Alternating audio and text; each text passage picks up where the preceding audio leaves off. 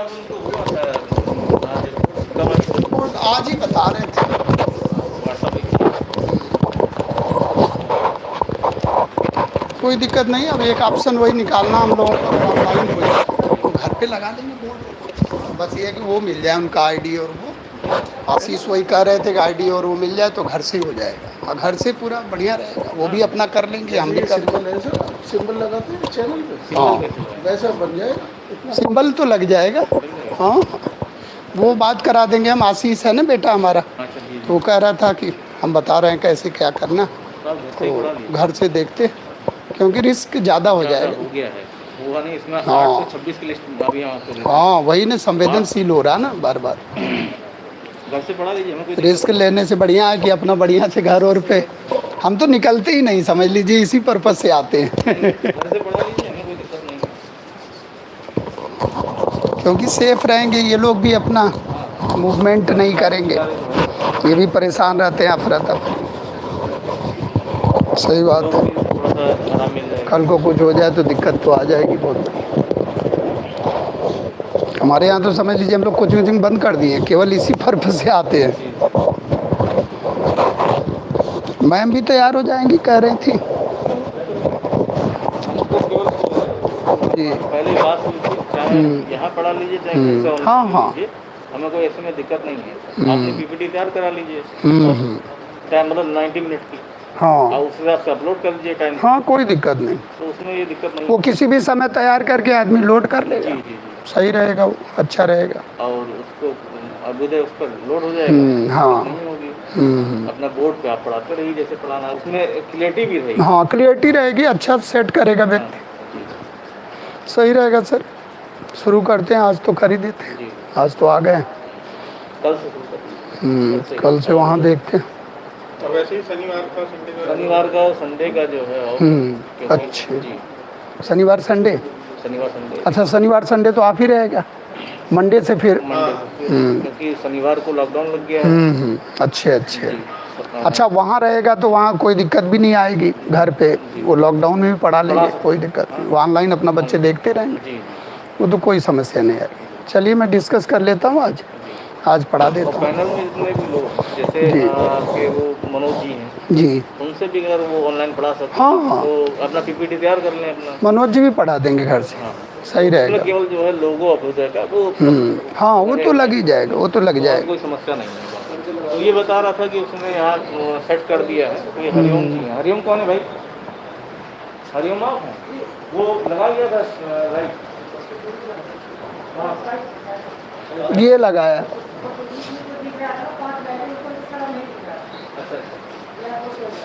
जी, अब नहीं दिखा। अभी थोड़ा रोक देना, रुका है ना, हाँ अभी रोक देना,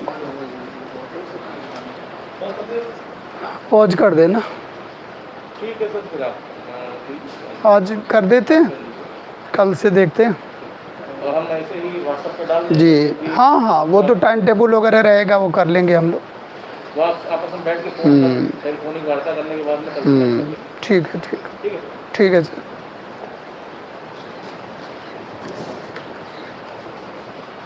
ये जैसे प्रकाश ज़्यादा लग रहा कुछ, सही है, सही आ रहा, बोर्ड सही आ रहा, अच्छे है। थोड़ा सा ये कह रहे थे जूम कर दीजिए। जो लिखेंगे सही आएगा।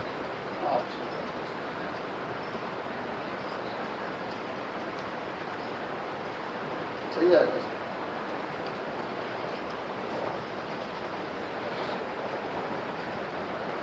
जूम हो सर, अब आप कभी अच्छे है, क्लियर।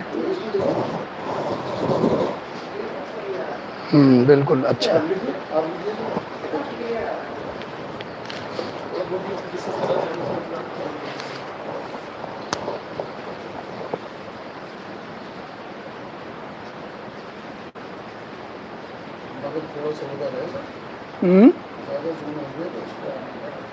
अब देखो आप, अच्छे,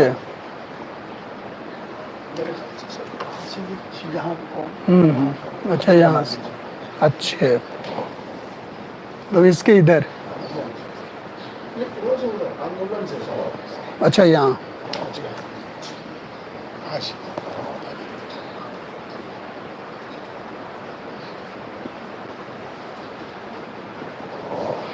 सही है। चलिए हम लोग शुरू करते हैं। आप सभी लोगों का हार्दिक अभिनंदन और ढेर सारी बधाइयाँ। आज के इस वेबिनार में अभ्युदय योजना में आप सभी लोगों का स्वागत है। और हम लोग इतिहास के श्रृंखला में आज जो है एक नया टॉपिक लेंगे। इससे पहले हम लोग विजयनगर में थे, तो विजयनगर में काफ़ी हम लोगों ने डिटेल में अध्ययन किया और विजयनगर को काफ़ी अच्छी तरह से हम लोगों ने पढ़ लिया। और विजयनगर में जो भी सिस्टम था या जो भी साम्राज्य के बारे में महत्वपूर्ण विशेषताएं थी और बहमनी सल्तनत को भी हम लोगों ने डिटेल में किया। और इसके बाद आज हम लोग शुरू करते हैं, एक नया टॉपिक है भक्ति और सूफ़ी आंदोलन, जिसमें भक्ति आंदोलन को आज हम लोग लेंगे कि भक्ति कैसे कैसे भारत में उत्पन्न हुई और भक्ति का क्या कारण रहा, which were the factors which were responsible for the rise and growth of bhakti movement in India and what were the consequent of bhakti movement, यानी कि इसके परिणाम क्या रहे या इसके प्रभाव क्या रहे भक्ति। तो भक्ति आप देखोगे कि एक बहुत बड़ा जो एक तरह से कह लीजिए कि आंदोलन का रूप लेता है, वो तो बहुत बाद की स्थिति है।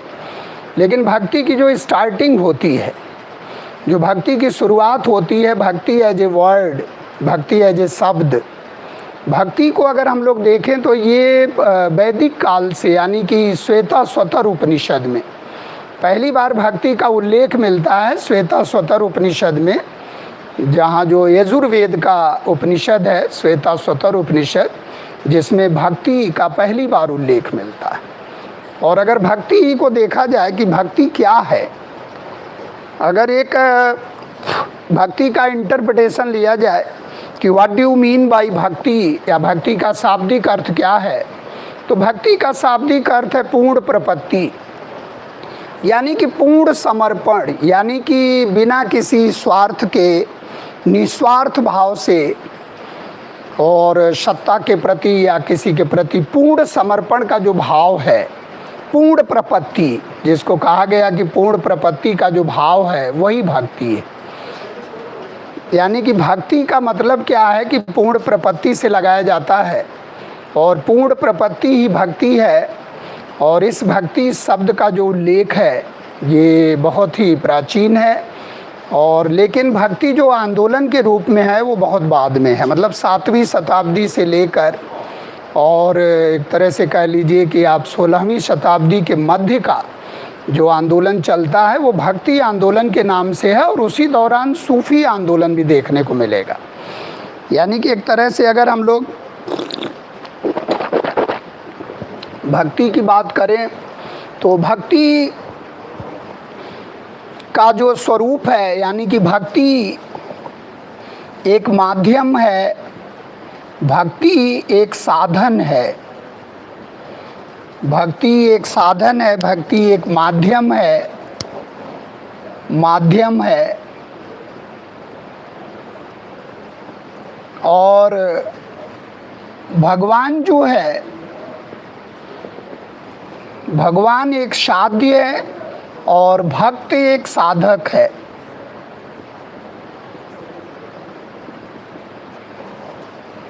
यानी कि इस त्रिआयामी श्रृंखला में अगर देखा जाए तो भक्ति क्या है, भक्ति वॉज अ मीडियम,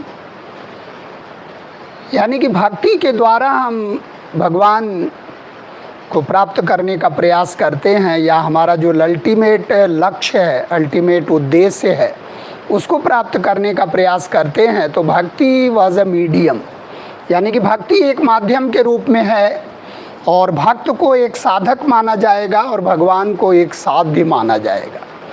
यानी कि साध्य और साधक के बीच की एक कड़ी है जोड़ने वाली, जिसको हम लोग भक्ति कहते हैं। तो भक्ति अब ये है कि साधन है, तो कितने साधन हैं, या मोक्ष प्राप्ति का साधन किसका है, तो मोक्ष प्राप्ति का,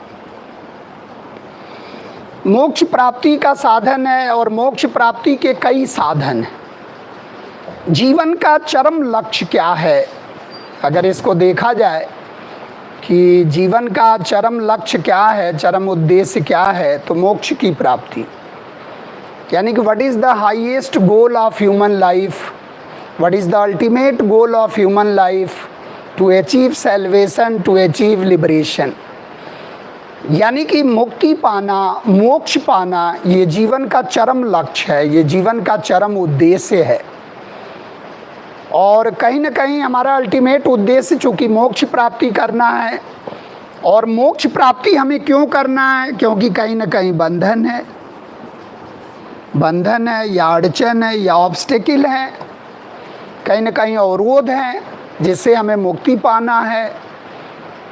माया मोह है, संसारिकता है, बंधन है। यानी कि यदि बॉन्डेज नहीं होता, if there is no bondage there is no liberation, if there is bondage there is liberation. यानी कि जहाँ जहाँ बंधन है वहाँ वहाँ मोक्ष है। तो बंधन भी एक स्वरूप लक्षण नहीं है, और अगर बंधन एक स्वरूप लक्षण नहीं है, it was not a essential property of human being, it was accidental property of human being. यह एक आगंतुक लक्षण है, यह एक स्वरूप लक्षण नहीं है। स्वरूप का लक्षण का मतलब होता है जैसे चिंतन है, विचार है। It was the essential property of human being. चिंतन करना, विचार करना, सोचना, सोचने से हम अपने आप को अलग नहीं कर सकते हैं, लेकिन बंधन से कहीं ना कहीं हम अलग कर सकते हैं। बंधन से हम मुक्ति पा सकते हैं ज्ञान के माध्यम से, कर्म के माध्यम से, भक्ति के माध्यम से। हम बंधन से मोक्ष प्राप्त कर सकते हैं, हम बंधन से मुक्त हो सकते हैं। तो if there is bondage there is liberation. यदि बंधन है तो मोक्ष है। अब सवाल ये उठता है कि मोक्ष अगर है तो उसके प्राप्ति के साधन कितने हैं? जैसे हम लोगों ने एक साधन अभी देखा, भक्ति। तो उसके क्या साधन हो सकते हैं? तो उसके साधन के बारे में अगर देखा जाए तो उसके साधन जो है 3 हैं। यानी कि कर्म के द्वारा, ज्ञान के द्वारा और भक्ति के द्वारा। कर्म, ज्ञान और भक्ति। कर्म की महिमा का बखान आप देखोगे तो वेदों में मिलेगा खूब। ज्ञान की महिमा का बखान जो है वेदांत में मिलेगा या उपनिषदों में मिलेगा, उपनिषद में मिलेगा। और भक्ति के महिमा का गुणगान आप देखोगे तो पहली बार श्वेताश्वतर में है, श्वेताश्वतर में है। और इसका डिटेल अगर देखना है तो गीता में, श्रीमद् भागवत गीता। यानी कि ये 3 माध्यम हैं। यानी कि अल्टीमेट अगर रियलिटी को प्राप्त करना है, अंतिम लक्ष्य को प्राप्त करना है, तो हमारे पास 3 साधन हैं। हम कर्म से भी कर सकते हैं, हम ज्ञान से भी कर सकते हैं, लेकिन हम भक्ति से कर सकते हैं जो सबसे इजी है। भक्ति में कह लीजिए कि सबसे अगर इजी वे है, गीता में अगर आप बहुत गौर से देखेंगे और या दृष्टांत आप अध्ययन करेंगे गीता में, तो जब कृष्ण ने बिल्कुल धनुष बाण सब कुछ रख दिया था और कहा जो है अर्जुन ने, और कृष्ण ने कहा कि नहीं, अब हम नहीं कर सकते हैं, युद्ध नहीं लड़ सकते हैं क्योंकि इसमें हमारे भाई बांधो मारे जाएंगे। तो ऐसी किम कर्तव्य विमूढ़ स्थिति में, यानी कि गीता में कर्म की भी महत्ता है, ज्ञान की भी महत्ता है, भक्ति की भी महत्ता है। लेकिन अगर आपसे पूछा जाए सबसे महत्वपूर्ण रोल किसका है, तो उस समय आप देखो एक दृष्टांत आता है जब ये बिल्कुल अस्त्र शस्त्र रख देते हैं और एकदम किम कर्तव्य विमूढ़ हो जाते हैं, तो कृष्ण इनको याद दिलाते हैं कि आप पूरी तरह मेरे को संकल्पित करके, यानी कि मुझे मानकर, अपने को बिल्कुल कुछ नहीं मान कर कि जो भी होगा परिणाम, जो भी उतार चढ़ाव होगा वो मेरे नाम से होगा। आप केवल धनुष चलाओ, आप केवल युद्ध करो। कौन मरता है, कौन जीता है, क्या परिणाम आता है, ये सब आप हम पे छोड़ दो। तो यानी कि कहीं न कहीं वो कर्म से, यानी कि कर्म को भी हटकर भक्ति की बात करते हैं कि योर फुल डेडिकेशन, यानी कि आपका पूर्ण समर्पण मेरे ऊपर हो जाए, वो भक्ति है। तो भक्ति का रूप कहीं न कहीं है कि अपने को बिल्कुल कुछ न मानना और दूसरे के सामने बिल्कुल पूर्ण प्रपत्ति कर जाना, पूर्ण समर्पण कर जाना। ये भक्ति का बहुत ही अद्भुत रूप है।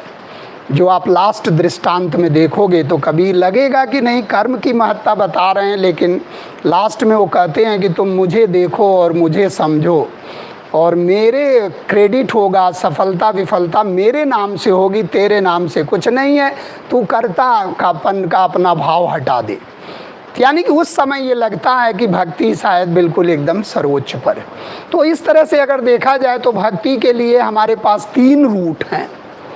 अब वेदों में आप देखोगे कर्म की बात, कर्म हर व्यक्ति कर नहीं पाता है, कर्म भी बड़ा जटिल लग रहा है। ज्ञान की बात हर व्यक्ति को समझ में नहीं आती है, जैसे शंकराचार्य का अद्वैतवाद कम लोगों को समझ में आता है। इसलिए सबसे जो इजी रूट है संसार में, जो सबसे ईजीएस्ट वे है उस अल्टीमेट रियलिटी को प्राप्त करने का, उस मोक्ष को प्राप्त करने का, इस आवागमन के चक्र से मुक्ति पाने का, वो सबसे अगर रास्ता कोई आसान है तो वो है भक्ति। और ये भक्ति धीरे धीरे, जैसे अब भक्ति शब्द की चर्चा हम लोग कर रहे हैं, तो इसमें भी आप देखोगे कर्म, अगर कर्म को देखा जाए तो कर्म को भी बताया गया कि कर्म जी 3 प्रकार का है। एक प्रारब्ध है, एक संचित है और एक संचयमान है। संचयमान है। अब अगर इसको देखा जाए तो प्रारब्ध है, संचित है, संचयमान है। प्रारब्ध को कोई मिटा नहीं सकता। प्रारब्ध कहते हैं कि which was already accumulated in your account, जो ऑलरेडी आपके अकाउंट में पड़ा है, जो ऑलरेडी आपके पास है, जो ऑलरेडी आपने किया है, उससे आपको कोई वंचित करने वाला नहीं है। कोई भी सत्ता दुनिया में जो आपका प्रारब्ध है उसे मिटा नहीं सकती है। जो किया है आपने उसे भोगना पड़ेगा, और जो आपने नहीं किया है उसे कोई करवा नहीं सकता, यानी कि उसका परिणाम आपको भोगना नहीं पड़ेगा। तो प्रारब्ध एकदम क्लियर है। संचित को कहते हैं कि जो एक्युमुलेट हो रहा है, एक एक्युमुलेटेड है, एक एक्युमुलेट हो रहा है यानी कि संग्रहित हो रहा है, और एक जो वर्तमान में आप कर रहे हो संचयमान। मनुष्य कहते हैं ना कि मनुष्य स्वयं अपने भाग्य का विधाता होता है, लेकिन मनुष्य स्वयं अपने भाग्य का विधाता होता है, लेकिन बाद में वो विधाता से पूछता है कि आप हमें भाग्यशाली क्यों नहीं बनाए। तो ये जो बात है कि मनुष्य स्वयं अपने भाग्य का विधाता होता है, ये संचयमान कर्म के द्वारा होता है। यानी कि as we sow shall we reap. आज जैसा हम बीज बोएंगे कल हम वैसा ही काटेंगे फसल। यानी कि कल की सत्ता नथिंग, फ्यूचर क्या है? Future is nothing but the all accumulation of the today's change into future. यानी कि अगर सारे आज को एकत्र कर दिया जाए तो कल का निर्माण हो जाएगा। यानी कि आज में जो हम कर रहे हैं वो कल है, और कल में जो हमने किया था वो आज है। तो कर्म को कभी कोई टाल नहीं सकता है, और इसीलिए कहा जाता है कि मनुष्य स्वयं अपने कर्मों से अपने भाग्य का निर्माण कर सकता है। तो कर्म का पूरा गुणगान किया गया, कर्म का पूरा बखान किया गया। वेदों में कर्म भरे पड़े हैं, और 3 प्रकार के कर्म हैं, और एक संचयमान है जिसके कारण हम लोग अपने को मजबूत समझते हैं, और जिसके कारण हम समझते हैं कि पुनर्जन्म की अवधारणा कहीं आती है, क्योंकि कर्म जितना हम करते हैं उसका परिणाम भोग नहीं पाते हैं। तो उस कर्म यानी कि परिणाम को भोगने के लिए रिबर्थ की अवधारणा आई, रिबर्थ की संकल्पना आई। तो अगर देखा जाए तो वेदों में 3 प्रकार के कर्म का उल्लेख किया गया है। प्रारब्ध है, संचित है और संचयमान। इसके बाद आप देखोगे ज्ञान की बातें।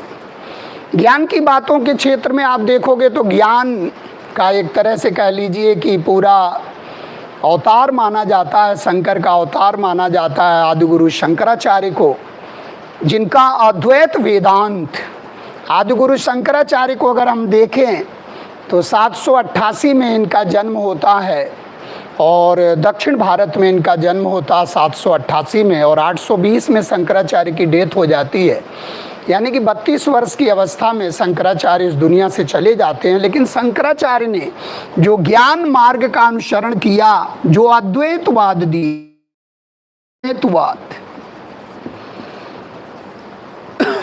अद्वैतवाद का सिद्धांत शंकराचार्य का जो है वो दुनिया को समझ में नहीं आता है, क्योंकि इसमें जो है एक तरह से एकाकार होने की भावना, यानी कि ब्रह्म सत्यम जगन मिथ्या ब्रह्मो जीवो ना परः।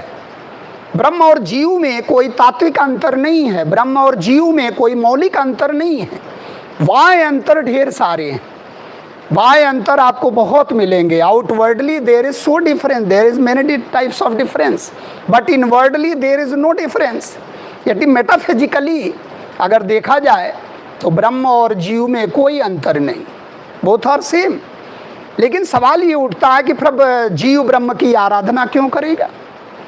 अगर एकाकार ही हो जाएगा, अगर उसकी सत्ता अल्टीमेटली समाप्ति ही हो जाएगी, और ज्ञान के माध्यम से ये कहते हैं कि वो मिल जाएगा, श्रवण है, मनन है, निधिध्यासन है, यानी कि ज्ञान के माध्यम से वेद पाठ करने से तत्त्वमसि अहम ब्रह्मास्मि, यानी कि मिल जाएगा वो। लेकिन जब मिल जाएगा तो पता चला जीव की अपनी कोई सत्ता ही नहीं, एकाकार हो जाएगा, सम्मिलित हो जाएगा, अपने अंश को खो देगा। जैसे नदियाँ सागर में जाके विलीन हो जाती हैं और सागर में अपना अस्तित्व खो देती हैं, तो नदियों की अपनी पहचान ही खत्म हो जाती है। वो जो एकाकार की स्थिति है वो भक्त जनों को नहीं भाई, नहीं तो शंकराचार्य शायद जनक होते भक्ति आंदोलन के, लेकिन भक्ति आंदोलन के जनक जो है वो नयनार संत और अलवार संत उसको लोकप्रिय बनाए, और रामानुजाचार्य को वो क्रेडिट मिली। दक्षिण भारत भक्ति उपजी द्रविड़ में लाए रामानंद, प्रकट करी कबीर ने सप्तद्वीप नौखंड। तो अगर आदि गुरु शंकराचार्य की फिलॉसफी को देखा जाए तो लोगों के समझ में नहीं आया कि ब्रह्म सत्यम जगन मिथ्या ब्रह्मो जीवो ना परः, ये जगत तो मिथ्या है। तो भाई लोगों ने कहा कि भाई ये क्या है, मतलब ये मार्कर है, ये दीवार है, ये कुर्सी है, ये दुनिया है, ये भौतिक चीज़ें हैं, ये क्या है? मिथ्या है, मिथ्या है। तो फिर हम कैसे इसको महसूस करते हैं, कैसे जानते हैं?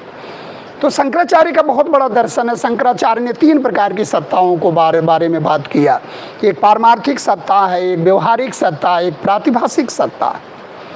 पारमार्थिक सत्ता ब्रह्म की है, व्यवहारिक सत्ता ईश्वर की है, और प्रातिभाषिक सत्ता पानी के बुलबुले की भी है। पानी के बुलबुले को हम लोग देखते हैं, एक अवस्था है, फिर वो डिसअपीयर हो जाता है, फिर वो ख़त्म हो जाता है। पानी के बुलबुले की भी सत्ता उन्होंने बताया।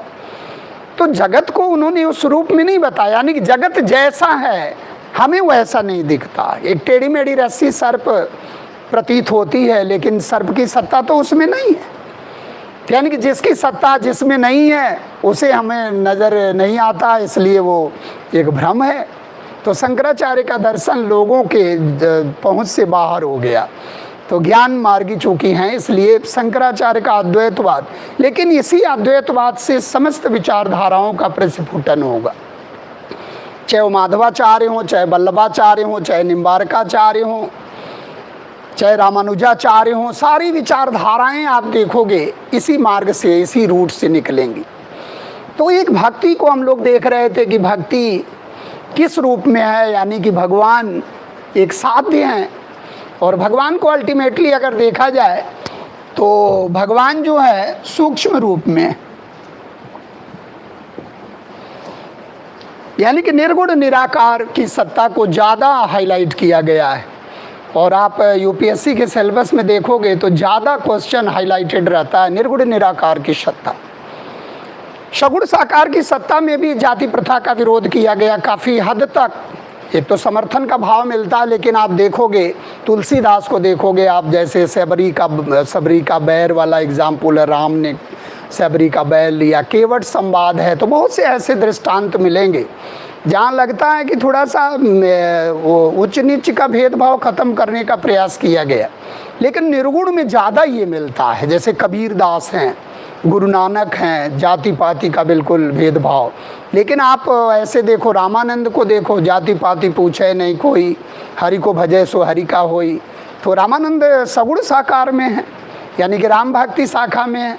तो इस तरह से अगर हम लोग देखें तो भक्त जो है, भक्त में स्थूल पक्ष भी है और सूक्ष्म पक्ष भी है, यानी कि जीवात्मा और परमात्मा की अवस्था। यानी कि अगर भक्ति का एक तरह से ओरिजिनेशन देखा जाए, भक्ति को आप और बैकग्राउंड में ले जाओ। एक तो भक्ति आंदोलन के रूप में हम लोग देख रहे हैं 7वीं शताब्दी, जब सूफ़ी जैसे पैगंबर हज़रत मोहम्मद साहब वाज फर्स्ट सूफ़ी सेंट, तो जब सूफिज्म का उदय होता है तो भक्ति आंदोलन का भी उसी समय उदय होता है। लेकिन अगर भक्ति को देखा जाए आराधना के रूप में यानी कि समर्पण के रूप में, तो भारत में अगर देखा जाए मूर्ति पूजा की परंपरा तो गैर आर्य तत्व है। मूर्ति पूजा की परंपरा तो सिंधु घाटी की सभ्यता से है। फिर आप वैदिक में आओगे तो वैदिक में ढेर सारे देवी देवता की पूजा पाठ यानी कि पद्धति शुरू हो जाएगी, जैसे पृथ्वी के देवमंडल, आकाश के देवमंडल, अंतरिक्ष के देवमंडल। लेकिन वो निर्गुण निराकार स्वरूप, इंद्र को आप देखते हो, अग्नि को आप देखते हो, लेकिन उनकी मूर्ति पूजा नहीं होती है, वो निर्गुण निराकार स्वरूप रहता है। यानी कि ढेर सारे देवताओं को हम साक्ष्य देखते हैं, देवमंडल पूरा भरा पूरा था। उसके बाद आप देखते हो तो धीरे धीरे जो है बुद्ध काल, और बुद्ध काल में आप देखोगे तो ढेर सारे और रूढ़िवादी संप्रदायों का जन्म हो जाएगा, क्योंकि उत्तर वैदिक काल का समाज थोड़ा कॉम्प्लिकेटेड था।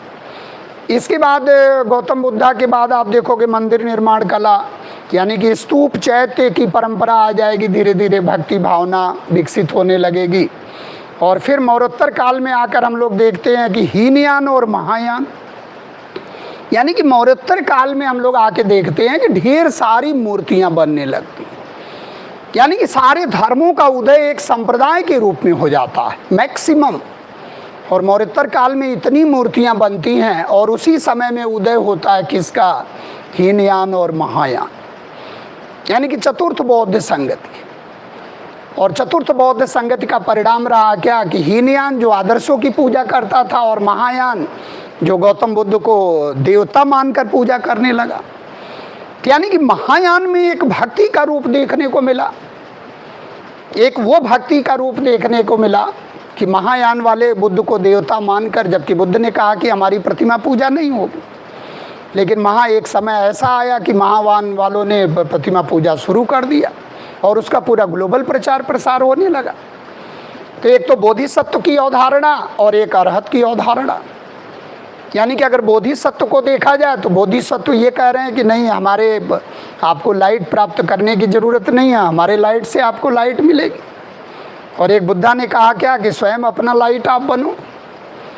यानी कि एक तरह से जो अप्रोच आ रहा महायान का, उससे लग रहा कि भक्ति भावना कहीं महायान यानी कि बौद्ध धर्म में भक्ति भावना प्रवेश कर गई सारे धर्मों में। यानी कि जैन में आप देखो श्वेतांबर दिगंबर का जो रूप आया, श्वेतांबर वाले पूजा पाठ करने लगे। यानी कि ऐसे ही समय में आप देखोगे कि एक परंपरा जो शुरू हुई सातवाहन में एक परंपरा शुरू हुई भूमि अनुदान की परंपरा। तो जब ये भूमि अनुदान वगैरह देते थे तो ये दूर दराज क्षेत्रों में ब्राह्मण को, असहाय को जब देते थे तो दूर दराज क्षेत्रों में भूमियों का प्रबंधन करते थे। और जब भूमियों का प्रबंधन करेंगे तो वहाँ जनजातीय तत्व भी मिलेंगे। अब जब जनजातीय तत्व भी मिलेंगे तो उनके देवता अपने अलग हैं, तो उनके देवता को भी हमें संरक्षण देना पड़ेगा, यानी कि उनसे भी समझौता करना पड़ेगा। तो एक अलग प्रकार का रूप, यानी कि भक्ति भावना में आप देखोगे तो तरह तरह का रूप प्रवेश करता रहेगा। और आंदोलन से पहले एक समन्वित जो कंपोजिट कल्चर है उसको लेके चलना पड़ेगा। यानी कि आदिवासियों का जो फैक्टर है, जनजातियों का जो फैक्टर है, उनको भी सम्मान करके और उनको भी लेकर और उनका भी जो है एक तरह से साधना पद्धति में उनका प्रयोग करना पड़ेगा। तो इस प्रकार से अगर मौर्योत्तर काल तक देखा जाए और गुप्त काल तक आते आते मंदिर निर्माण कला का जन्म हो जाता है।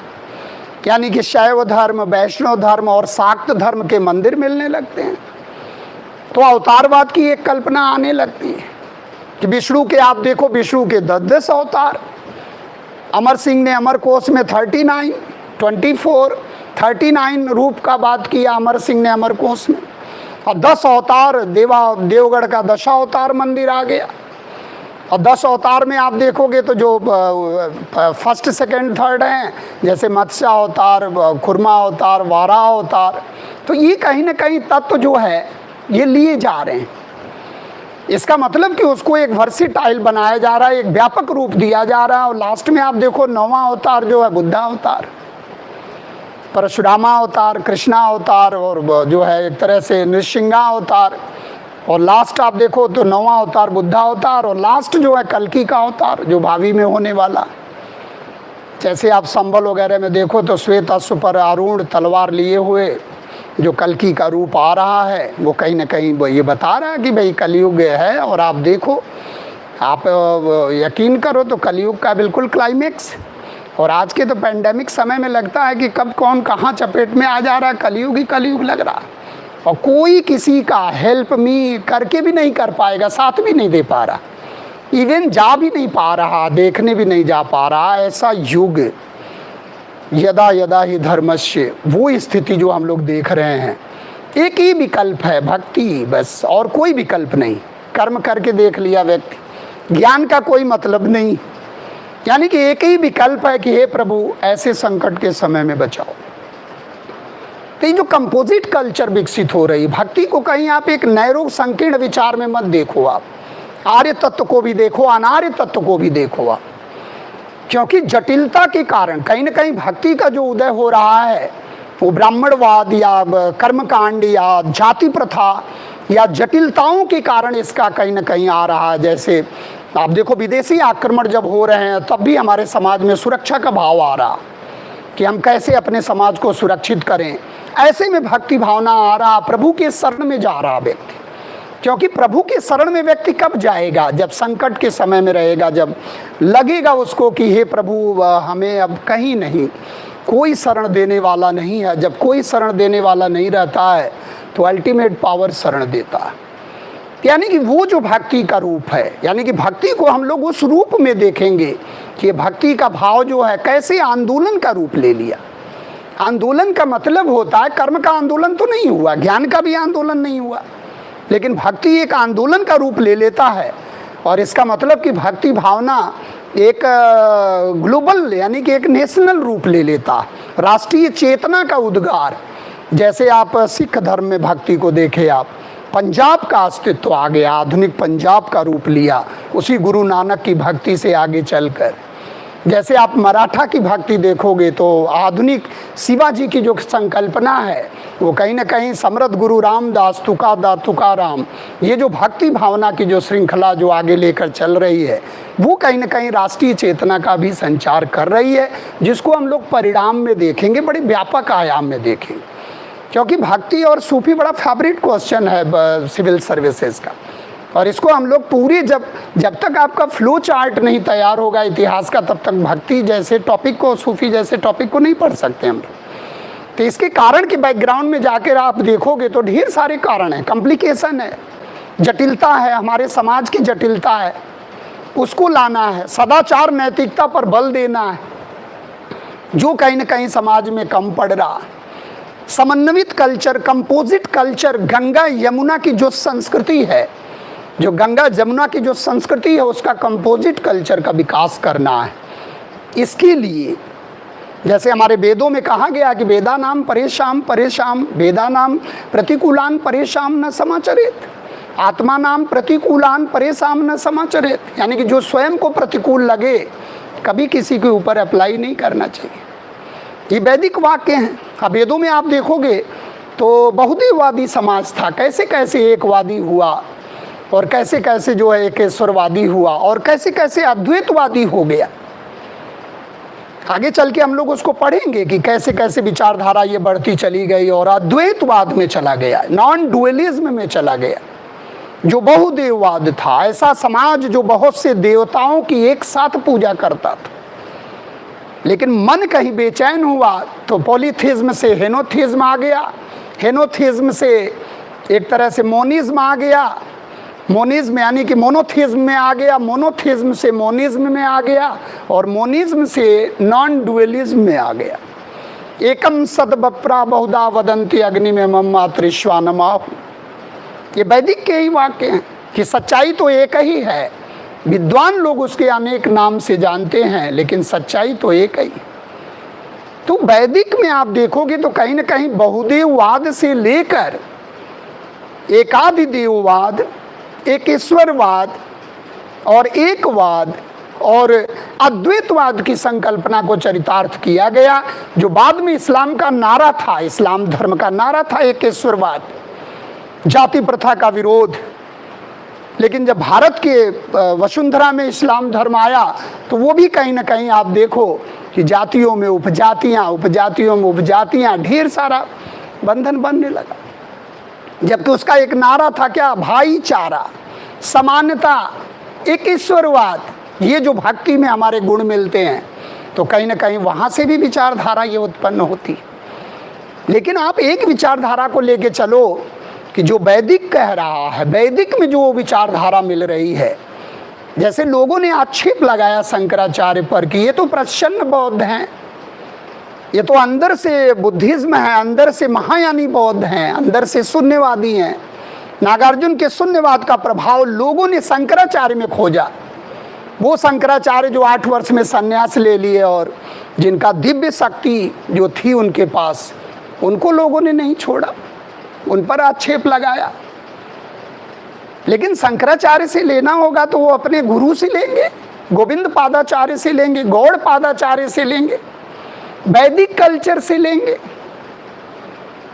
लेकिन फिर भी क्वेश्चन आता है कि प्रसन्न बौद्ध कौन है, तो आप लगाते हो आदि गुरु शंकराचार्य। प्रसन्न बौद्ध के रूप में हम लोग उनको देखते हैं। लेकिन फिर उनके अनुयायी जब आक्षेप लगाते हैं तो बौद्ध धर्म पर, तो कहते हैं आप अंदर से कहीं ना कहीं वैदिक हो और बाहर से बौद्ध होने का ढोंग रचते हो।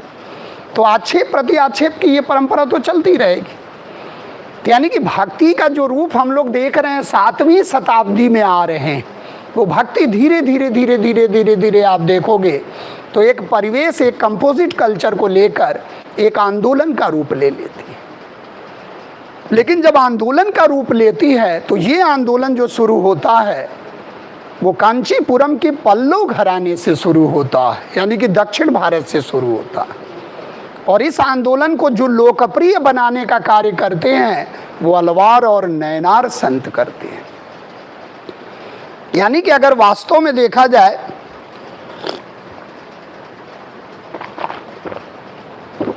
तो भक्ति की श्रृंखला को एक कोटेशन हमें याद रखना है, भक्ति उपजी द्रविड़ में, और उसी से हम लोग पूरी व्याख्या कर लेंगे। भक्ति उपजी द्रविड़ में लाए रामानंद और प्रकट करी कबीर ने सप्तदीप नौखंड। यानी कि कहीं ना कहीं भक्ति आंदोलन का जो जन्म हो रहा है वो अलवार और नैनार संतों में हो रहा है। कभी आप देखो, कभी ऐसे आप अध्ययन करो तो भागवत धर्म, कृष्ण से तादात्म्य स्थापित हुआ तो भागवत धर्म आया। जब वासुदेव से हुआ, विष्णु से हुआ तो वैष्णव धर्म आया। जब नारायण से तादात्म्य हुआ तो पांचरात्र धर्म आया। आप मथुरा में देखो नाग पूजा होती थी, लेकिन एक बार कृष्ण ने नाग जो है वो मंथर करके और नाग को मार डाला। तो आप देखो वहाँ से कहीं ना कहीं एक कृष्णा का प्रभाव शुरू होता है। यानी कि जो वृष्णिवीर हैं, जो पंचवीर की अवधारणा आ रही है, यानी कि वसुदेव, संकर्षण, प्रद्युम्न, अनिरुद्ध और शांब, ये भी भक्ति भावना कहीं ना कहीं एक तरह से उस एरिया से आ रही है, जिसको आप देखो धीरे धीरे भागवत धर्म, वैष्णव धर्म, पांचरात्र धर्म, व्यूहवाद, चतुर्व्यूहवाद, पंचवीरवाद, सांब की पूजा। सांब के द्वारा चंद्रभागा नदी के तट पर पहला सूर्य का मंदिर बनवाया गया। उसमें पुजेरे के रूप में ईरानियों को ले आया गया, जिसके कारण सांब को परिवार से उन्होंने अलग कर दिया। तो चतुर्व्यूहवाद में सांब नहीं, पंचवीर में सांब है। तो एक कंपोजिट कल्चर को आप देखोगे मथुरा में भक्ति भावना धीरे धीरे आप देखो, कृष्ण भक्ति भावना आज कितना है। और राधा कृष्ण की तो बात ही क्या है। राधा कृष्ण की भक्ति भावना देखो आप सगुण साकार में, तो ये भारी पड़ी है। इस्कान मंदिर आप देखो, ग्लोबल इफेक्ट देखो आप, भारत तो छोड़ो, भारत से बाहर आप देखो राधा कृष्ण की क्या स्थिति। राम भक्ति शाखा को देखो आप और कृष्ण भक्ति शाखा को देखो आप, तो उसको अगर महत्ता में आप अध्ययन करोगे तो कृष्ण भक्ति शाखा कहीं बहुत ज़्यादा लोगों की करीब रही, क्योंकि रासलीला राधा कृष्ण का मतलब जो ये है सामान्य जन को किसने कितना प्रभावित किया। लेकिन जब तुलसीदास आए तो मतलब लगा एकदम कि बिल्कुल सब उलट पलट जाएगा। तुलसीदास को आप देखो तो जब रामायण की स्थिति आई और रामायण का जब चैनल चलने लगा तो सारे चैनल धूमिल हो गए। यानी कि वो रूट, यानी कि रामायण की कथा और पूरा जो है संवाद आप देखो जितना लोकप्रियता हासिल किया रामानंद सागर का रामायण, उतना शायद कोई नहीं कर पाया। लेकिन श्रीमद् भागवत गीता को आज भी लोग राष्ट्रीय स्तर पर प्रतीक मानते हैं और गुणगान करते हैं और उसके हिसाब से चलना चाहते हैं कि काश जो अर्जुन को उन्होंने संदेश दिया वो संसार को अर्जुन मानकर और उस संदेश को अप्लाई करने की ज़रूरत है आज के समय में। क्योंकि लास्ट में जब किम कर्तव्य विमूढ़ हो जाते हैं तब कृष्ण कहते हैं कि नहीं, अगर तुम ऐसा करते हो तो नपुंसक कहलाओगे, कर्म तो करना ही करना, लेकिन फिर किसके लिए करोगे आप? बोले नहीं, फिर हार भी हो सकती है, बंधु बांधव को मारना भी पड़ सकता। बोले भक्ति में आ जाओ तुम और मेरे शरण में आओ और मेरे को देखो और तीर धनुष चलाओ, जो भी तुम्हारे पास अस्त्र शस्त्र चलाओ और जय पराजय और उसको मत देखो, आप परिणाम की चिंता मत करो। आप वो भक्ति का रूप है जब आप परिणाम की चिंता बिना किए कर्म करते हो, वो भक्ति का असली रूप। तो भक्ति को हम लोग एक तरह से कह लीजिए कि एक आंदोलन का रूप ले लेता है। तो ये बहुत बड़ी बात है कि जनमानस में कैसे भक्ति को फोकस किया जाए और किस तरह से इसको रूप को लिया जाए। तो हम लोग शुरुआत करते हैं उसी पंक्ति से बार बार कि भक्ति उपजी द्रविण में और लाए रामानंद और प्रकट करी कबीर ने सप्तद्वीप नौखंड। यानी कि दक्षिण भारत में ये उत्पन्न हो रही है। फिर महाराष्ट्र होते हुए गुजरात में आप देखो नरसिंह मेहता की भक्ति, बंगाल में देखो आप चैतन्य महाप्रभु, चंडीदास, इनकी भक्ति जो है, और बंगाल में आप देखो, असम में देखो आप शंकर देव की भक्ति, माधव देव की भक्ति, जिनको असम का चैतन्य कहते हैं, जो अमर हो गए बिल्कुल। मोदी जी के बहुत सी योजनाओं में आप देखो शंकर देव का पूरा रहता है। शंकर देव के फैन हैं मोदी और उनसे भी लेते हैं, उनकी बातों को भी रखते हैं अपनी योजनाओं में। एक तिरुवल्लुवर हैं, ब्रह्मा के अवतार हैं, संगम में आप पढ़ोगे दक्षिण भारत में, उनसे भी बड़ा प्रभावित है मोदी। तो ये चीज़ आप देखो कि यानी कि जो अंत्योदय योजना है उसमें भी आप देखोगे दीनदयाल उपाध्याय उनसे भी प्रभावित हैं, अंबेडकर से भी प्रभावित हैं। तो सारे यानी कि सभी के विचारों का जो समन्वय है वो एक कंपोजिट कल्चर को उत्पन्न करता है। और आईएएस में बड़ा फेवरेट क्वेश्चन आया था शंकर देव पर कि जो क्षत्रिय नृत्य है, जो डांस, हमारे क्लासिकल जो डांस हैं, पहले 8 थे, अब छऊ को भी शामिल कर लिया गया है। तो जब छऊ को शामिल कर लिया तो 9 क्लासिकल डांस हो गए, जबकि संगीत एकेडमी 8 ही मानती है, लेकिन हमारा संस्कृत मंत्रालय 9 क्लासिकल डांस को मानता है। उसमें एक असम का क्लासिकल डांस है क्षत्रिय नृत्य, और क्षत्रिय नृत्य ये आया था आईएएस में क्वेश्चन, और वो शंकर देव के द्वारा वहाँ प्रचारित हुआ।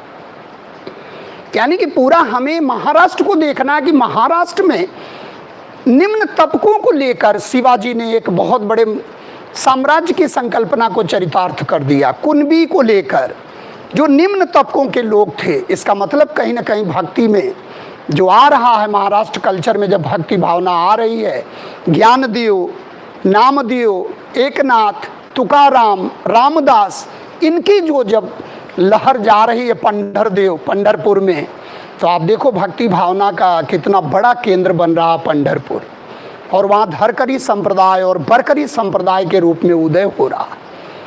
और उसी यानी कि ये जो ज्वाला जगी, ये जो महाराष्ट्र में ज्वाला जगी भक्ति भावना की, इसी में जन्म होता है समर्थ गुरु रामदास जो शिवाजी के आध्यात्मिक गुरु रहते हैं, तुकाराम जो समकालीन रहते हैं, जिन्होंने भेंट उपहार आदि लेने से मना कर दिया। वो भक्ति भावना देखो, नामदेव जो डकैती करते थे, जो पेशे से आप सोचो यानी कि गलत काम करते थे, वो जब सुधरे तो नामदेव महाराष्ट्र के सबसे बड़े संत बने। ज्ञानदेव आप देखो, ज्ञानदेव की कितनी पूजा होती है। ज्ञानदेव ने भक्ति भावना का पहली बार उद्गार ही कर दिया 13वीं शताब्दी। तो 13वीं शताब्दी, 14वीं शताब्दी, 16वीं शताब्दी, 17वीं शताब्दी तक आते आते शिवाजी आ गए जो मुगलों से टक्कर ले लिए। दैट इज आउटकम ऑफ भक्ति। ये भक्ति का ही प्रभाव है कि मराठवाड़ा मराठी एक संकल्पना के रूप में उभर रहा, और वहाँ एक ही नाम चल रहा क्या कि हम मराठी। यानी कि जो फीलिंग आ रही है हम सिख हैं, जो फीलिंग आ रही है कबीर जी भी वही काम किए, लेकिन कबीर पंथी तो जन्म लिया।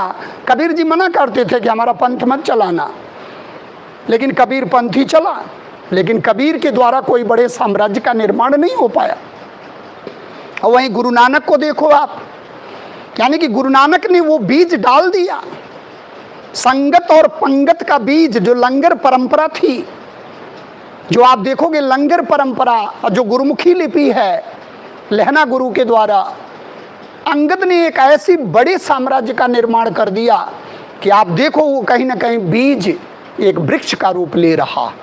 अर्जुन देव के समय में जब जहांगीर के द्वारा फांसी हो जा रही अर्जुन देव को, तो गुरु हरगोविंद को देखो वो एक मिलिट्री ऑर्गेनाइजेशन में सिख को बांध रहे हैं, यानी कि एक सैन्य रूप में सिख उभर रहे हैं। और उसके बाद गुरु गोविंद सिंह को देखो आप, जब शहादत हो जाती है, जब गुरु तेग बहादुर की हत्या हो जाती है, तो गुरु गोविंद सिंह अपने सभी बेटों को लेकर समरभूमि में कूद जाते हैं और वहाँ खालसा पंथ की स्थापना होती है। और वो खालसा पंथ एक नए आयाम के रूप में उभरता है, जिसको साकार रूप देने का कार्य रणजीत सिंह करते हैं, महाराजा रणजीत सिंह।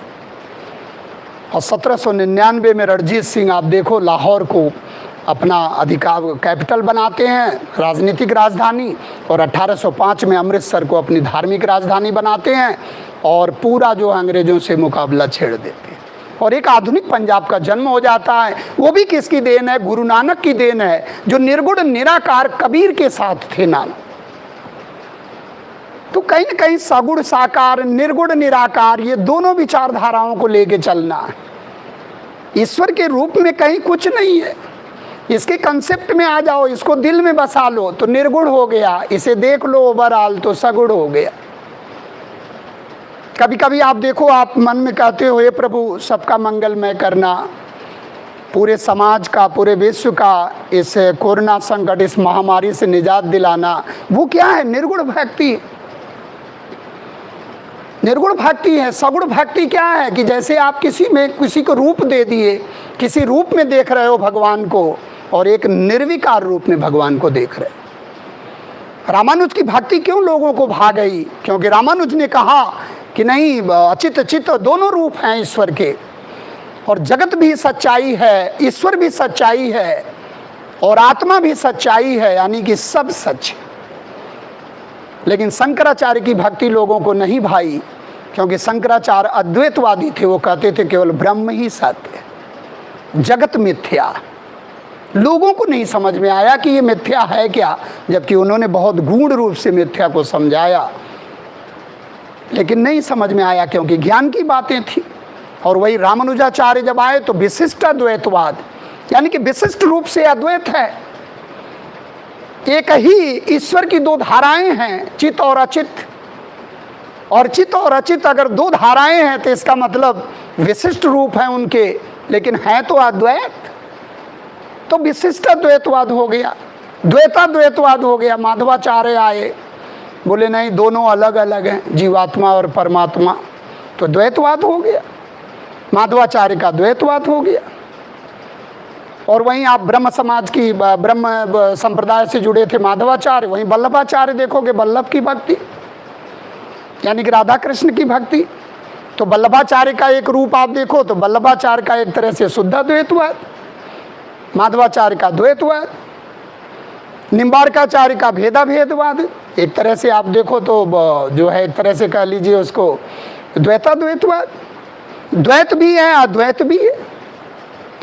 तो सारी फिलॉसफी, सारे दार्शनिक केंद्र बिंदु कहाँ घूम रहे हैं? शंकराचार्य के अद्वैतवाद के इर्द गिर्द। अगर माधवाचार्य को हटाया जाए तो माधवाचार्य डायरेक्ट द्वैतवादी, बोले नहीं दो है, सत्ता को दो मान लो आप, परमात्मा और जो है जीवात्मा। तो निर्गुण वाले भी मानते हैं। सूफिज्म को देखो आप, आशिका मासुका का कंसेप्ट है, प्रियतमा और प्रेमी का कंसेप्ट है। किसी से प्यार करते हैं, उससे प्यार करते हैं जो बिल्कुल अल्टीमेट पावर है। संसार के बंधनों में नहीं बंधना है, अगर प्यार करना तो उस अल्टीमेट पावर से करो जिसके पास एक खजाना है प्यार का। तो ये चीज़ों को अगर हम लोग देखें तो पहली बार, यानी कि भक्ति उपजी द्रविड़ में, और भक्ति जब उत्पन्न हो रही है द्रविड़ में, तो अलवार और नैनार संतों के बाणियों में आ रही। अब अलवार अगर नैनार संतों को देखा जाए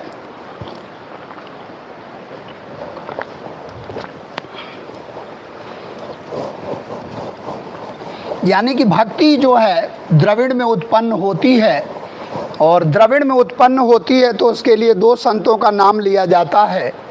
एक हैं अलवार संत हैं और एक है नैनार संत। अब अलवार संतों की जो संख्या है वो 12 है, और दिव्य प्रबंधम नामक ग्रंथ में इनका संकलन किया गया, इनके गीतों का। और ये जो अलवार संत हैं ये वैष्णव भक्ति भावना वाले हैं, वैष्णव भक्ति भावना वाले, और ये शैव भक्ति भावना वाले हैं नैनार। और नैनार में आप देखोगे तो 63 हैं, और एक ग्रंथ है सेक्कीलार। सेक्कीलार का एक ग्रंथ है पेरीय पुराण। इसी सेक्कीलार के पेरीय पुराण में 63 नैनार संतों का उल्लेख मिलता है। यानी कि अगर एक तरह से देखा जाए तो कांचीपुरम का जो पल्लो घराना है, जिसमें महेंद्र वर्मन थे, नरसिंह वर्मन थे, और आपके जो है रथ मंदिर था, महाबलीपुरम की कलाकृतियाँ थी, पल्लव कला जिसको हम लोग पढ़े थे, महेंद्र शैली, वही जो कांचीपुरम का पल्लव घराना है वो संरक्षण देता है अलवार और नैनार संतों के। अब एक बात आप इमेजिन करो कि जो जाति प्रथा है, आप देखो यहाँ निम्न जाति के भी लोग हैं, और जो साधु संत हैं, जो अलवार और नैनार संत हैं, ये विभिन्न तबकों से लोग आए और ये भक्ति भावना का प्रचार प्रसार कर रहे हैं और रीजनल भाषा को जो है आगे बढ़ा रहे हैं। जैसे आपका कन्नड़ है, तेलुगु है, तमिल है, यानी कि जो रीजनल लैंग्वेजेज हैं, जो स्थानीय और क्षेत्रीय भाषाएं, इसका विकास भी एक बहुत बड़ा कारण है किसका? भक्ति आंदोलन का। तो आप देखो कि जो अलवार संत हैं, इसमें जो है 12 अलवार संत हैं, जिसमें अगर देखा जाए तो कन्नड़ तिकड़ी के रूप में है पोईगई, पूडम, पे, तिरुमंगई। दक्षिण भारत वाले नाम हैं, थोड़े टिपिकल लगेंगे, तिरुमलसई, तिरुमलिशई, तिरुप्पन, साध्वी अंडाल, ये नाम बहुत फेमस है। साध्वी अंडाल जो नाम है, इनकी तुलना मीराबाई से की जाती है, यानी कि कृष्ण की जो दीवानी मीराबाई, उनसे तुलना की जाती है साध्वी अंडाल की। तो ये एक लेडीज संत हैं, और ये कन्नड़ तिकड़ी हैं, पोईगई, पुडम, पे, फिर तिरुमंगई, तिरुमलिसई, तिरुप्पन, साध्वी अंडाल। पेरीय करके आता है एक नाम, पेरीय। नामलवार करके आता है, नामलवार। और एक आता है कुलशेखर करके है, बहुत फेमस नाम है जो बार बार आता है क्वेश्चन। और एक है दंत दीपदी, कुलशेखर है, दंत दीपदी है, नामलवार है, और मधुर कवि, मधुर कवि, जिसमें ये जो कुलशेखर हैं, अब आप सोचो, जो मारवर्मन ये थे, पांडे वंश के राजा मारवर्मन कुलशेखर, ये जो राजा थे वो राजपाट छोड़कर और संत हो गए। यानी कि ऐसा प्रभाव, एक ऐसा दौर कि जो वैष्णव संत थे, जो एक तरह से कह लीजिए अब यही रूप जो है विठोबा के रूप में पूजा जाएगा महाराष्ट्र में। जैसे बरकरी है, धरकरी है, धरकरी में राम की पूजा होगी और बरकरी में विठोबा की पूजा होगी। जैसे आपने कृष्णदेव राय के बारे में सुना, विठल नाथ का मंदिर, हजारा राम का मंदिर विजयनगर में बन रहा है, यानी कि विजयनगर साम्राज्य में विठल नाथ का मंदिर बन रहा, विठोबा, और हजारा राम का मंदिर बन रहा, लेपाक्षी का मंदिर बन रहा। चित्रकला के क्षेत्र में लेपाक्षी की कलाकृतियां हैं, तो इसका मतलब चित्रकला में के क्षेत्र में भी इसका प्रभाव पड़ा, कला और वास्तुकला के क्षेत्र में भी इसका प्रभाव पड़ा, भाषा साहित्य के क्षेत्र में भी इसका प्रभाव पड़ा, और राष्ट्रवाद की चेतना को जगाने के क्षेत्र में भी इसका प्रभाव पड़ा। यानी कि भक्ति आंदोलन का प्रभाव बहुत ही दूरगामी है। और आज भी कहीं ना कहीं वो हमारे स्वतंत्रता संग्राम सेनानियों को, और आज भी भारत के आज़ादी के बाद कहीं जो गंगा यमुना की जो कंपोजिट कल्चर उत्पन्न हो रही है, उसमें कहीं ना कहीं भक्ति आंदोलन का बहुत बड़ा योगदान है। तो ये साध्वी अंडाल, अब आप देखो इसमें जो कुलशेखर हैं, इनका नाम आता है कभी कभी, या लेडीज संत के रूप में है साध्वी अंडाल, इनका नाम आता है। सबका नाम याद करना जरूरी नहीं है, लेकिन ये याद करना जरूरी है कि भक्ति उपजी द्रविड़ में, यानी कि उत्पन्न कहाँ हो रहा है, ये मूवमेंट कहाँ आ रहा है, ये दक्षिण भारत में मूवमेंट आ रहा है। और इसमें ऐसा नहीं है कि ब्राह्मण वर्ग से हैं, इसमें सभी निम्न जातियों के लोग हैं, और जो प्रभु को यानी कि भक्ति आराधना के माध्यम से, साधना के माध्यम से, यानी कि पूर्ण प्रपत्ति के माध्यम से प्राप्त करना चाह रहे हैं। आप देखो तिरुमंगई को कहा जाता है कि ये मूर्ति में ही समा गए, इतने बड़े संत। तो इस तरह से आप देखो कि अलवार संतों के द्वारा दक्षिण भारत में जो वैष्णव कल्चर था, जो वैष्णव परंपरा थी, उस भक्ति भावना का प्रचार प्रसार किया गया।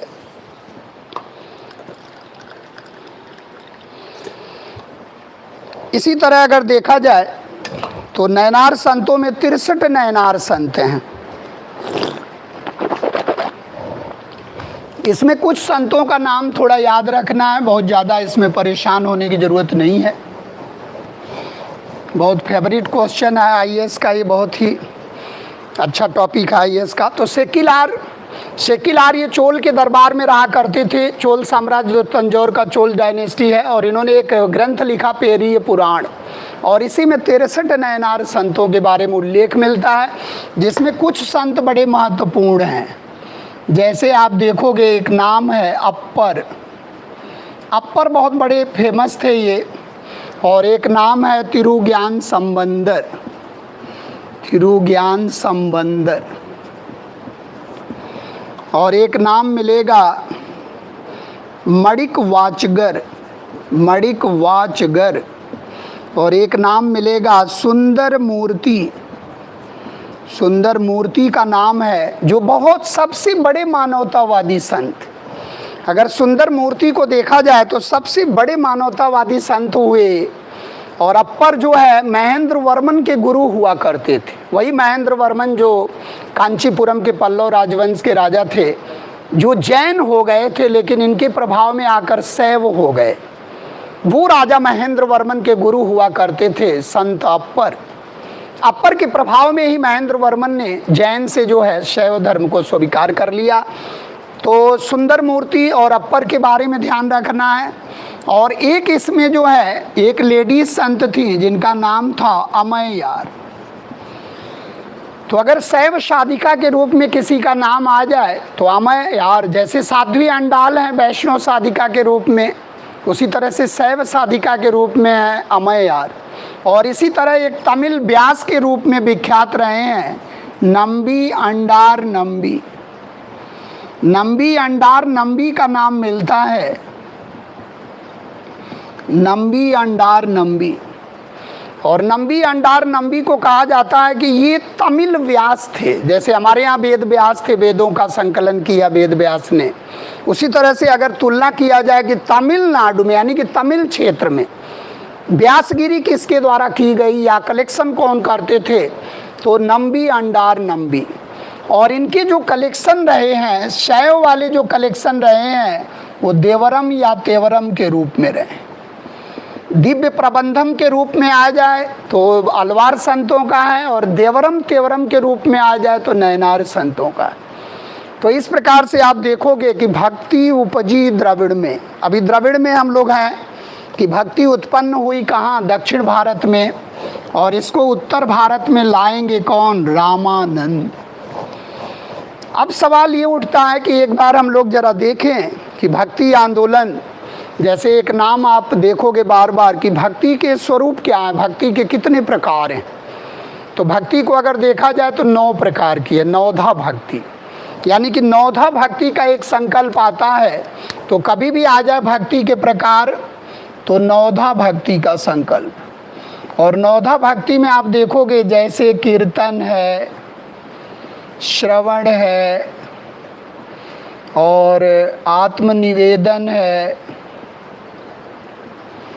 अर्चन है, वंदन है और पाद सेवन है, और स्मरण है और शक्य है और दास्य है। कभी कभी ऐसे क्वेश्चन आते हैं कि भक्ति कितने रूपों में है, तो भक्ति जो है 9 रूपों में। नौधा भक्ति का एक कंसेप्ट आता है कि भक्ति के कितने प्रकार हैं। बार बार ये पीसीएस में क्वेश्चन आया कि भक्ति के कितने प्रकार हैं, तो 9 प्रकार। श्रवणम यानी कीर्तनम, श्रवणम आत्मनिवेदनम, अर्चनम, वंदनम, पाद सेवनम, स्मरणम, सख्य आत्म दास्य, सख्य जो भक्ति है मीरा बाई की भक्ति है, सखी सखा की भक्ति। दास्य जो भक्ति है वो राम की भक्ति है, सेवा का भाव है, दास्य का भाव है। जैसे आपने एक एग्जाम्पल देखा सबरी का बैर। अब सबरी को क्या मालूम कि कब आएंगे मर्यादा पुरुषोत्तम, नहीं आएंगे कि आएंगे, लेकिन एक भाव, एक डेडिकेशन। आप देखिए कि इतने मतलब कितना बड़ा त्याग कि आप अगर उस संकल्प को, उस संदर्भ को अगर आप देखो तो आपको लगेगा कि मतलब किसी के मदद से इन्होंने पूरे श्रीलंका की फतह कर लिया। और उसमें योगदान जो है हनुमान जी का, नल का, नील का, सुग्रीव का। और सीता का जब अपहरण हुआ, सीता का हरण हुआ तो हनुमान जी देख रहे थे। मतलब आप वो चीज़ सीन देखकर आप देखो, केवट के संवाद को आप देखो कैसे कैसे, यानी कि वहाँ भी जो दासी भक्ति है, जो सेवा का भाव है। जब केवट इनके पैर को धुलने लगता है तो आप देखो वहाँ का जो सेवा का भाव है, वो भक्ति का रूप है। भक्ति में कोई आसक्ति नहीं है, भक्ति में कोई स्वार्थ नहीं है। अगर स्वार्थ से भक्ति कर रहा तो भक्ति का रूप ही नहीं। यानी कि भक्ति हमेशा होती है क्या? अहेतुकी भक्ति, निस्वार्थ भक्ति, यानी कि पूर्ण प्रपत्ति। तो कभी भी भक्ति आ जाए कि भक्ति का मतलब क्या है, तो टोटल सरेंडर, पूर्ण प्रपत्ति, इष्ट देव के प्रति पूरा तरह समर्पित हो जाना कि हे प्रभु जो हो आप ही हो, मैं क्या हूँ, मैं तो कुछ भी नहीं हूँ। मैं तो इस संसार में आया हूँ, अपना कर्म करता हूँ, बाकी आप देख लेना, जो परिणाम देना होगा दे देना, नहीं देना होगा मत देना। दोनों में रजामंदी है, दोनों में आप खुश हो। लेकिन ऐसा संसार में कम देखने को मिलता है। लोग लक्ष्य निर्धारित करते हैं, लक्ष्य के पीछे कर्म करने लगते हैं और लक्ष्य नहीं मिलता तो टूट जाते हैं। वो भक्ति नहीं, परिणाम ओरिएंटेड भक्ति नहीं। परिणाम की चिंता किए बिना, परवाह किए बिना, निस्वार्थ भाव से अगर आप भक्ति करते हो तो वो भक्ति का असली रूप। तो आप देखो यहाँ जो है, जैसे कीर्तन भक्ति, कभी कभी क्वेश्चन आएगा कि किसकी भक्ति है ये? चैतन्य महाप्रभु की भक्ति, एकनाथ की भक्ति है। आप कभी इसको देखो, चैतन्य महाप्रभु जो कीर्तन प्रणाली के जनक थे और कीर्तन के माध्यम से पूरे संसार को इन्होंने पिरो दिया भक्ति में। और राधा कृष्ण के दीवाने हो गए अंग्रेज। इस्कॉन मंदिर आप देखो, आपके होश उड़ जाएंगे। और अंग्रेजों ने कितना शोषण किया था भारत का, लेकिन उसका कई गुना देकर जाएंगे। सृष्टि का एक नियम है कि किसी के साथ अगर बुरा करोगे आप, तो आपके साथ हो सकता हो कई जन्म जन्मांतर तक बुरा हो। और एक प्रभाव देखो आप, केवल कृष्ण का प्रभाव देखो भारतीय संस्कृति में, और वो कहीं ना कहीं चैतन्य महाप्रभु का प्रभाव है कि इन्होंने उस रूप को उस रूप में ले आया। और चैतन्य महाप्रभु ने क्या कहा कि इसको कीर्तन का आयाम दो। और आप देखो कीर्तन प्रणाली में, संकीर्तन प्रणाली में जो गायन होता है उसका अपना अलग ही प्रभाव। आप कभी मथुरा और इस्कॉन में आप जाके देखो कि अंग्रेज कितना मुरीद है, राधा कृष्ण का कितना दीवाना है। विष्णु का अवतार कहा जाता है चैतन्य महाप्रभु को। नदिया के ब्राह्मण, मिश्रा परिवार में उत्पन्न होने वाले गौरांग महाप्रभु, और इन्होंने गोसाई संघ की स्थापना कर दिया। और आप देखो पूरा जीवन भर ये समर्पित रहे। ईश्वरपुरी से दीक्षा लिए, केशव भारती से दीक्षा लिए, कृष्ण चैतन्य हो गए। यानी कि एक रूप आप देखो कितनी पॉपुलैरिटी मिली। तो ये जो कीर्तन भक्ति है चैतन्य महाप्रभु की, और श्रवण भक्ति है श्रवण भक्ति है कृष्णा की भक्ति, रासलीला की भक्ति, रामलीला की भक्ति नहीं। रासलीला सुनने का विषय है और रामलीला करने का विषय है। एक रासलीला है अनुश्रवणीय है और एक रामलीला है अनुकरणीय है, क्योंकि रासलीला कृष्णा के अलावा और कोई नहीं कर सकता। संसार में रासलीला नहीं कर सकता व्यक्ति, नहीं सॉफ्टवेयर गलती करेगा और हार्डवेयर पिटा जाएगा। संसार इसके लिए नहीं है रासलीला करने के लिए। वो हमारे प्रभु अंतर ध्यान हो जाते थे और 16 हजार गोपियाँ कहती थी कि मैं तो आपको फॉलो करता हूँ, मैं तो आपकी दीवानी हूँ। प्रभु कहते हैं मुझे तो पता ही नहीं, मैंने तो पीछे मुड़ के कभी देखा ही नहीं। वो रासलीला, वो श्रवण भक्ति, तो वो श्रवण भक्ति किसकी है? कृष्ण की भक्ति है। दूसरी तरफ आप देखो आत्मनिवेदनम सामान्य भक्ति है, आत्मनिवेदन करना। अर्चन सामान्य भक्ति, वंदन सामान्य भक्ति, पाद सेवनम राम की भक्ति, पैरों की सेवा करना राम की भक्ति, स्मरणम सामान्य भक्ति है, सख्य मीराबाई की भक्ति है। मीराबाई को आप देखो कितना विषम परिस्थितियों में मीराबाई ने अपने, रत्न सिंह राठौड़ की इकलौती पुत्री थी मीराबाई, और अड़ासांगा के बेटे भोजराज से शादी हुई मीराबाई की। अब भोजराज चले गए इस दुनिया से, खानवा के युद्ध में लड़ते हुए इनके पिता मारे गए। लेकिन उस मीराबाई को देखो आप, मीराबाई को हर तस्वीर में वही नजर आते थे। मीराबाई उन्हीं की हो गई। आप देखो कि मतलब मीराबाई की जो भक्ति है, वो लाली तेरे लाल की जित देखूं उत लाल, और लाली देखन मैं गई मैं भी हो गई लाल।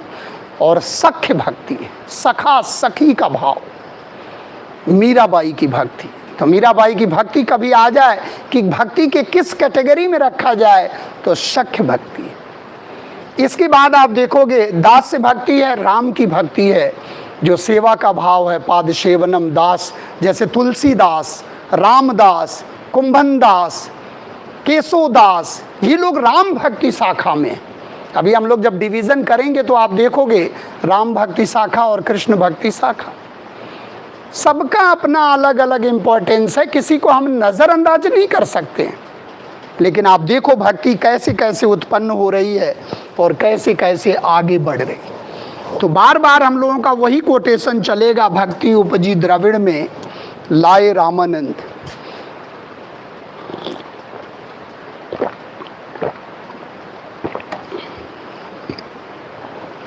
इसके बाद आप देखो कि जो भक्ति का रूप है, जब हम लोग शंकर को देखते हैं तो एक तरफ थोड़ा सा ध्यान हम लोग कर लें।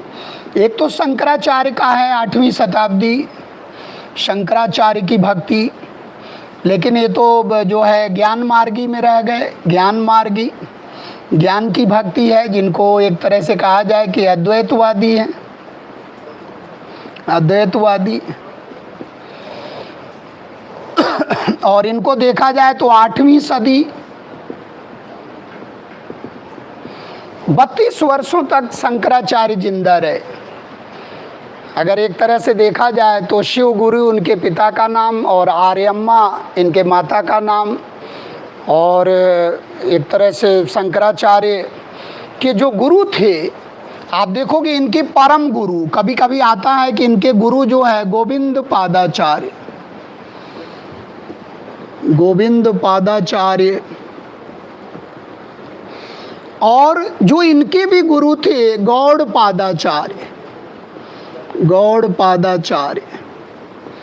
तो एक बार आया कि शंकर के परम गुरु कौन थे? परम गुरु यानी कि गुरु के गुरु, यानी कि गौड़ पादाचार्य के गुरु हुआ करते थे गोविंद पादाचार्य, और गोविंद पादाचार्य के गुरु हुआ करते थे शंकराचार्य। और शंकराचार्य के बाद आप देखोगे तो यादव प्रकाश आएंगे, फिर यामुनाचार्य आएंगे, फिर आपके आएंगे रामानुजाचार्य। यानी कि शंकराचार्य का अद्वैतवाद है, जिसमें इन्होंने क्या कहा कि ब्रह्म सत्यम जगन मिथ्या ब्रह्मो जीवो नापर। चित और अचित ये क्या है? ये इनकी अलग सत्ता होगी, लेकिन पारमार्थिक सत्ता तो केवल ब्रह्म की। नेति नेति करके हम उसको जान सकते हैं। सच्चिदानंद को अगर जानना है तो सत चित और आनंद करके नहीं जान सकते हैं, जो असत न हो, जो अचित न हो, जो दुख स्वरूप न हो, वो है सच्चिदानंद। सच्चिदानंद को जानने का, एक प्रभु को जानने का एक बहुत अच्छा फार्मूला है कि प्रभु को हम कैसे जानेंगे। जो हम नहीं हैं वही हमारा प्रभु। यानी कि अगर हम मृत्यु के अधीन हैं तो प्रभु तो हमारा इस चैनल से मुक्त है, अमृतत्व के अधीन है। यानी कि जो भौतिक मानव नहीं है, जो हम नहीं हैं, अचित नहीं है वो, क्योंकि अचित तो हम हैं, वो तो चित स्वरूप है। यानी कि अगर उसे जानना है तो नेति नेति करके हम उसे जान सकते हैं। तो शंकराचार्य का विचार चूंकि ज्ञान मार्गी ज़्यादा था, इसलिए भक्ति आंदोलन के प्रवर्तक ये नहीं बन पाए। भक्ति आंदोलन के प्रवर्तक बने रामानुजाचार्य। और रामानुजाचार्य को आप देखोगे तो रामानुजाचार्य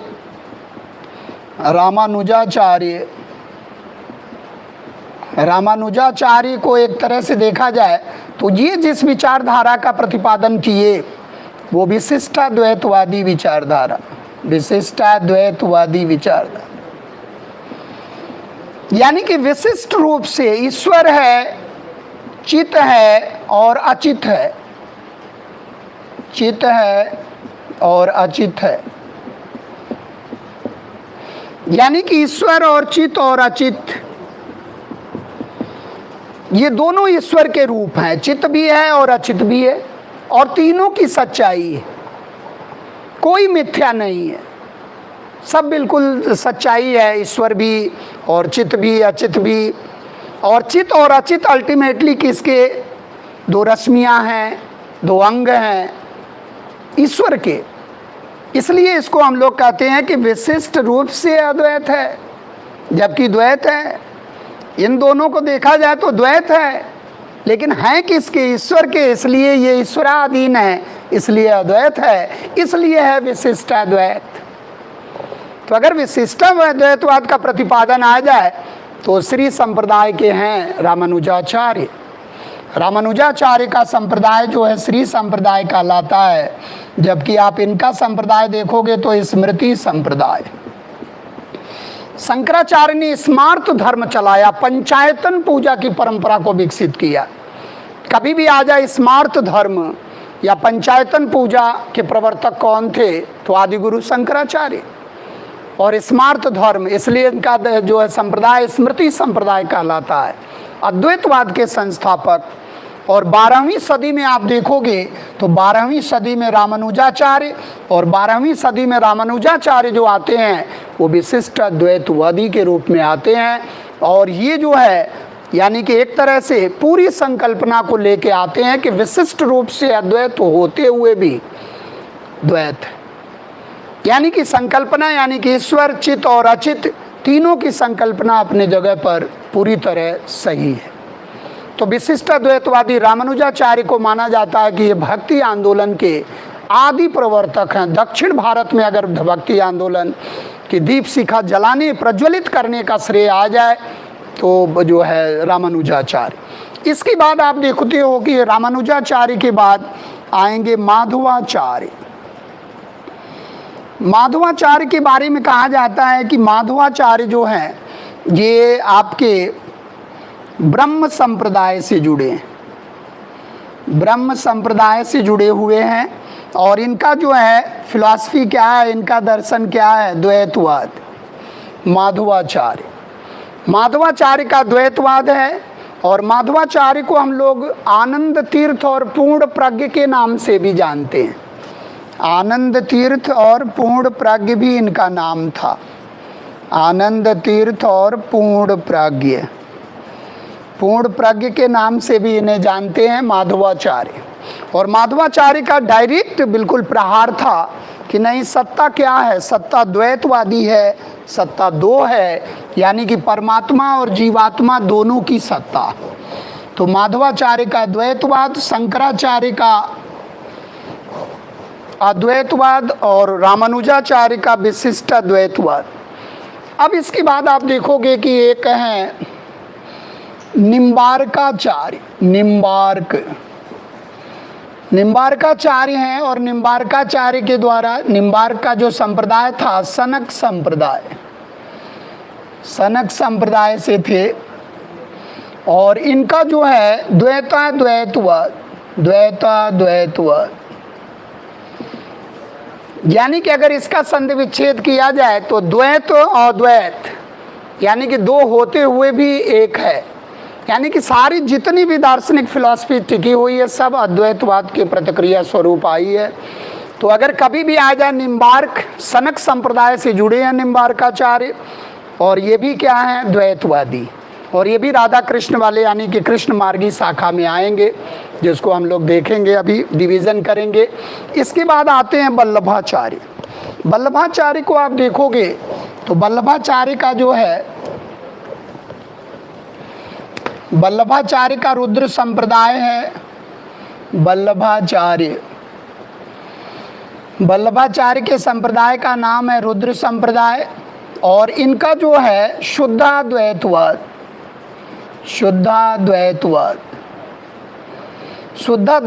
के संस्थापक हैं, यानी कि शुद्ध रूप से अद्वैत है।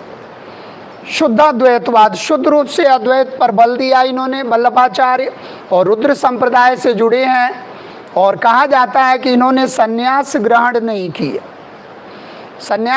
नहीं किया, और इन्होंने शिक्षा दीक्षा इनकी जो है, और इनका शादी विवाह और इनका जन्म और मृत्यु सभी वाराणसी में हुआ। जबकि तैलंग के ब्राह्मण थे ये, लेकिन इनकी जन्म मृत्यु शादी विवाह और एक तरह से कह लीजिए सारा काम जो है वाराणसी में हुआ है वल्लभाचार्य। तो वल्लभाचार्य रुद्र संप्रदाय से संबंधित थे और शुद्धाद्वैतवाद के प्रतिपादक थे। इसके बाद हम लोग देखते हैं कि भक्ति आंदोलन जो है, एक तो इसका रूप होगा निर्गुण निराकार और एक होगा सगुण साकार। एक जो भक्ति आंदोलन का रूप है निर्गुण रूप, निर्गुण को हम लोग क्या कहते हैं निराकार। निराकार का मतलब होता है फॉर्मलेस, यानी कि भक्ति के अगर स्वरूप को उपासना पद्धति के आधार पर देखा जाए तो दो ब्रॉड डिवीज़न में इसको बांटा जा सकता है, एक निर्गुण और एक सगुण भक्ति। अब निर्गुण निराकार में यानी कि भक्ति का दो डिवीज़न करेंगे हम लोग, और भक्ति के दो डिवीज़न में एक निर्गुण है और एक सगुण भक्ति है। निर्गुण निराकार भक्ति में भी हम लोग देखेंगे एक ज्ञान मार्गी है, एक प्रेम मार्गी। ज्ञान मार्ग की बात करेंगे और एक प्रेम मार्गी। प्रेम की बात करेंगे, इश्क की बात करेंगे। प्रेम जो सूफिज्म से प्रभावित है, सूफिज्म में माध्यम इश्क को रखा गया और यहाँ माध्यम प्रेम को रखा गया।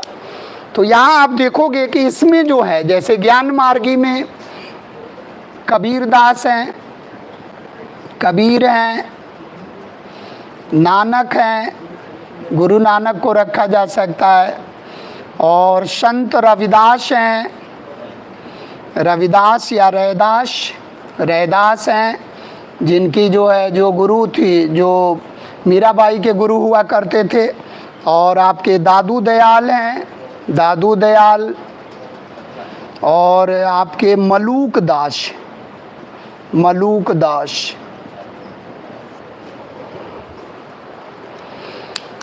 मलूक दास के बारे में बड़ा फेमस है। मलूक दास दो रचनाओं, एक तो रत्न खान इनकी रचना है, बार बार क्वेश्चन आता है, और एक ज्ञान बोध इनकी रचना।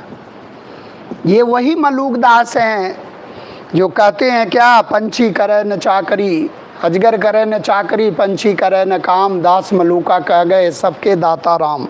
वही मलूक दास हैं जिसने रत्न खान और ज्ञान बोध, और ये कड़ा मानिकपुर के हैं। कड़ा मानिकपुर जो उधर इलाहाबाद के तरफ है, कड़ा मानिकपुर, वहाँ के हैं मलूक दास। और ये किसमें हैं, ज्ञान मार्गी शाखा में। और दादू दयाल का जन्म आप देखोगे तो अहमदाबाद, लेकिन इनकी कर्मस्थली रही है पूरा राजपूताना। दादू दयाल, और दादू दयाल के ही श्रृंखला में आपके दो शिष्य इनके आएंगे, रज्जब और सुंदरदास। रज्जब और सुंदरदास। सुंदरदास की एक रचना है सुंदर विलास, बड़ी फेमस रचना है सुंदर विलास। तो तो ये दादू दयाल, यानी कि दादू दयाल शिष्य जो है कबीर, और कबीर के शिष्य दादू दयाल, और दादू दयाल के शिष्य रज्जब और सुंदरदास, और कबीर किसके शिष्य रामानंद, जो रामानंद आएंगे लाए रामानंद। और रज्जब कहते थे कि अगर संसार वेद है तो सृष्टि कुरान है। रज्जब का बड़ा फेमस कोटेशन था कि संसार को वेद मानते थे, सृष्टि को कुरान मानते थे। और सबसे बड़ी बात है कि रज्जब के बारे में कहा जाता है कि ये दूल्हे के रूप में प्रचार प्रसार करते थे, बड़ा बन ठान कर, और बड़ा जो है एक तरह से कह लीजिए कि दूल्हे के रूप में प्रचार प्रसार करते थे भक्ति आंदोलन का।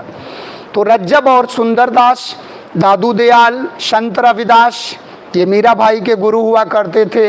रैदास जो अल्टीमेटली आप सोचो कबीरदास रामानंद के शिष्य हुआ करते थे। और कबीरदास और नानक, कबीरदास को आप देखोगे तो इनका जो है बड़ा कटाक्ष रहा है, समाज के प्रति बड़ा इनका आलोचनात्मक दृष्टिकोण रहा। नानक और कबीर में थोड़ा अंतर है कि ये बड़ा मुंहफट थे और बिल्कुल वहीं पर बोल देते थे और बड़ा कर्कश भाषा बोलते थे। जैसे इन्होंने कहा, मसी कागज छुइयो नहीं, कलम दई नहीं हाथ। मैं आऊँ कैसे वहाँ, घर से हो जाता तो अपना तैयार करके, क्या किया जाए कैसे।